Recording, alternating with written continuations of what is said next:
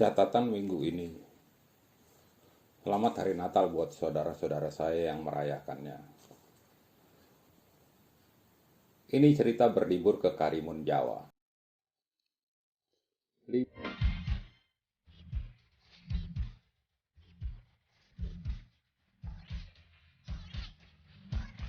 Mengingatkan saya pada lagu anak-anak dulu. Mungkin penyanyinya sekarang sudah dewasa. Libur akhir tahun ini dipotong 3 hari oleh pemerintah karena jumlah yang terjangkit wabah COVID-19 bertambah. Dengan itu diharapkan menahan laju masyarakat yang terpapar virus. Kenapa nggak diperpanjang saja ya? Dengan syarat masyarakat tidak bergerak ke daerah yang lain. Tapi bagaimana dengan ekonomi saudara-saudara kita yang bekerja di bidang transportasi dan pariwisata? Akhirnya saya dan istri berembuk untuk mengatur liburan bersama tahun ini. Urusan anak-anak beres. Kakek dan neneknya mau mereka ke sana selama saya dan istri berlibur. Dan mereka senang masakan nenek dan kakeknya begitu memanjakannya. Sampai di sini semua sudah oke. Kami sepakat berangkat pagi dari Jakarta ke Jogja dan menginap semalam. Karena Jogja terbuka buat pendatang berlibur. Menggunakan kereta api pagi sampai Jogja sore, terus ke hotel istirahat dan mandi. Terus malam pergi nonton teater, pulangnya makan gudeg di tempat kami berdua dulu sering makannya saat masih sekolah di Jogja. Menikmati suasana malam hari di Jogja. Wow, Anda pernah merasakannya? Mas, kita ke Derawan saja, pinta istri saya. Kan serasa di Maldives katanya lagi. Padahal kami ke Maldives pun belum pernah. Dia mau bangun pagi ada di lautan dan bisa segera berenang atau minimal snorkeling katanya. Di sini saya kurang setuju, kata ongkos pesawatnya lumayan mahal kan. Saya usul, gimana kalau kita ke Ubud saja, jawab saya. Bangun pagi dengan pemandangan sawah dan ada kolam renangnya juga kan, agar memberi pilihan buat dia. Dengan suasana alam pagi cukup terasa segar kalau sedang berlibur di alam kan, tambah saya lagi. Kalau menurut Anda dari dua opsi di atas, mana pilihan liburan Anda? Setelah perdebatan panjang dan hitung budget serta waktunya, akhirnya kami putuskan ke Karimun Jawa. Dengan bangun pagi di pinggir pantai, bisa juga berenang di laut. Dan yang membuat saya setuju, saya boleh menyewa jet ski selama 30 menit. Kesenangan tersendiri bisa memacu adrenalin di laut. Sejak menikah, saya tidak boleh oleh istri mengendarai motor dengan cc besar, karena bahaya. Dia khawatir. Padahal bahaya di mana-mana selalu ada kan. Akhirnya kami sepakat dari Jogja ke Semarang dengan travel, terus menggunakan pesawat ke Karimun Jawa dan 3 hari di sana. Kembali lagi ke Semarang dan dengan kereta malam kembali ke Jakarta. Beres planning yang ini, saya tersenyum. Segera booking tiket dan penginapannya. Semua beres dan status oke, semua sesuai jadwal. Hari H kami bangun pagi dan mandi. Segera berangkat ke stasiun.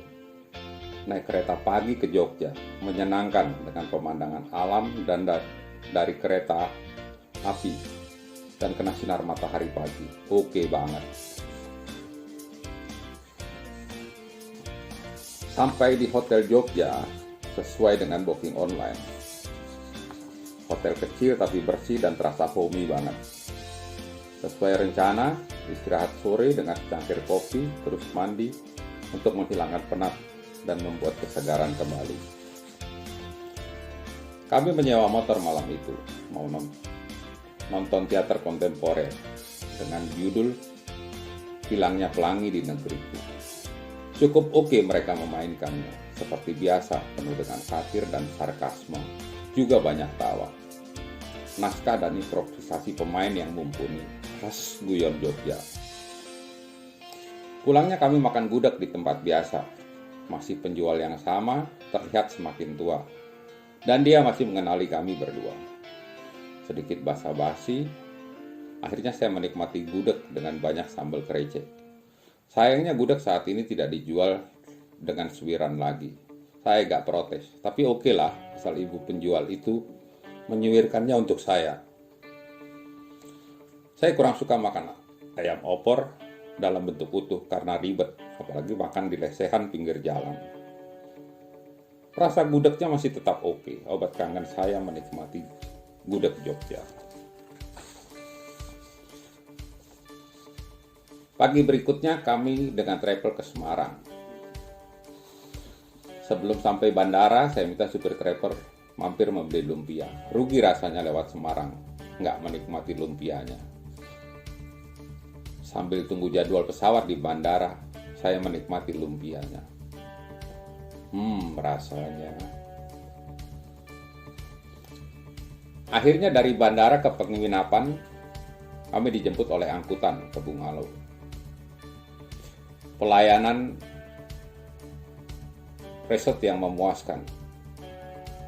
Bungalow dengan bangunan kayu kelapa dan atap sirap, lantai kayu dari parket, kamar mandinya dengan atap terbuka dan showernya langsung dengan kerikil di bawahnya.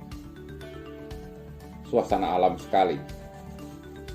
Sedikit teras dengan 2 kursi malas di depannya. Dengan pemandangan langsung pantai, terasa milik pantai pribadi. Hari sudah sore. Dan malam ini kami tidak banyak kegiatan. Kami makan malam di teras. Dibandingkan harus ke tempat makan hotel, lebih baik order dinner di teras dengan hembusan angin laut. Anda pernah cobanya selain di Jimbaran, Bali. Hari berikutnya kami bermain sepeda keliling pulau dan lihat pasar tradisional di sana. Saya makan siang dengan menu cumi kuah hitam di warung dekat pasar.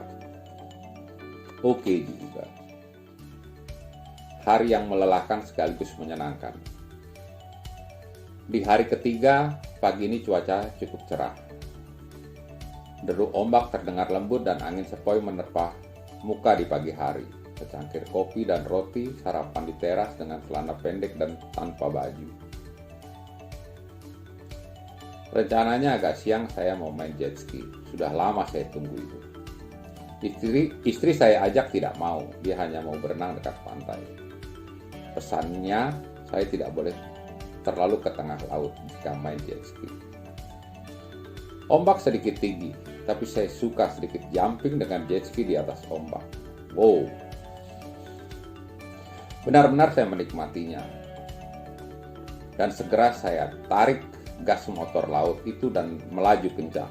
Agaknya ini jet ski masih baru. Melewati ombak demi ombak, terasa sekali memacu adrenalin.